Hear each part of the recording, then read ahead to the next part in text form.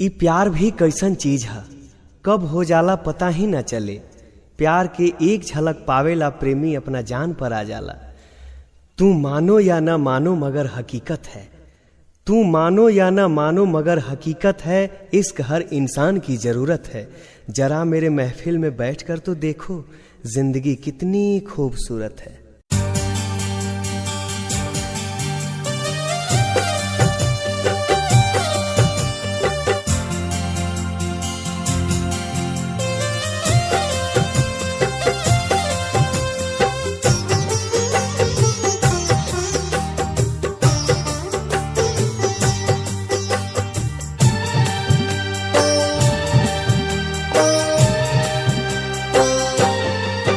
कैसे हो जाला प्यार अखिया के लड़ते लड़ते हो, कैसे हो जाला प्यार अखिया के लड़ते लड़ते हो। दिल होला बेकरार अखिया के लड़ते लड़ते हो, कैसे हो जाला प्यार अखिया के लड़ते लड़ते हो। कैसे हो जाला प्यार अखिया के लड़ते लड़ते हो।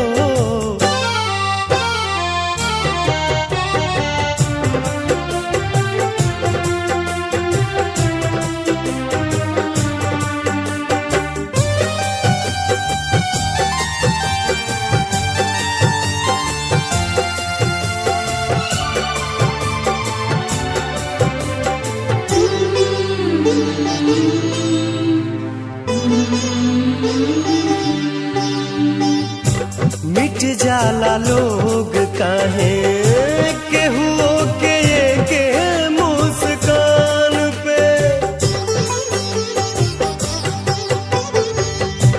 मिट जाला लोग काहे केहू के मुस्कान पे। देखे खातिया जाला केहू के केहू अपना जान पे।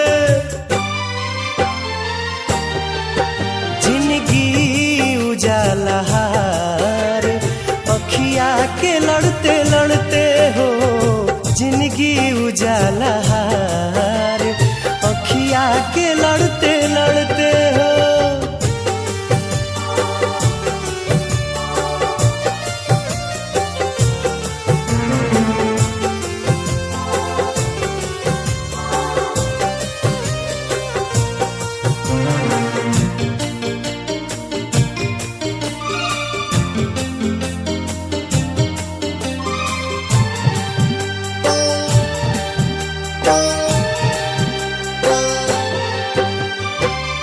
केहू अनजान होके बनी जाला कैसे अब जान रे। केहू अनजान होके बनी जाला कैसे अब जान रे। कबहू न देखल सुनाल होई जाला दिल के मेहमान रे।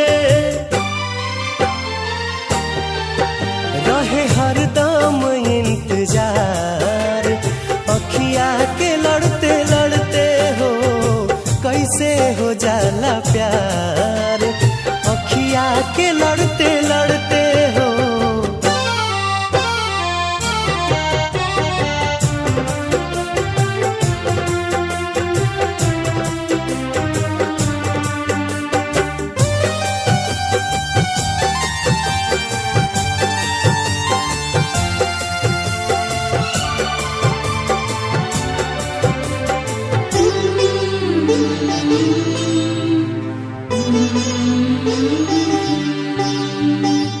भागी जाला लोग काहे घरवा दुआर सब छोड़ के। भागी जाला लोग काहे घरवा दुआर सब छोड़ के। प्रेमवा में पागल होके दुनिया से नाता सब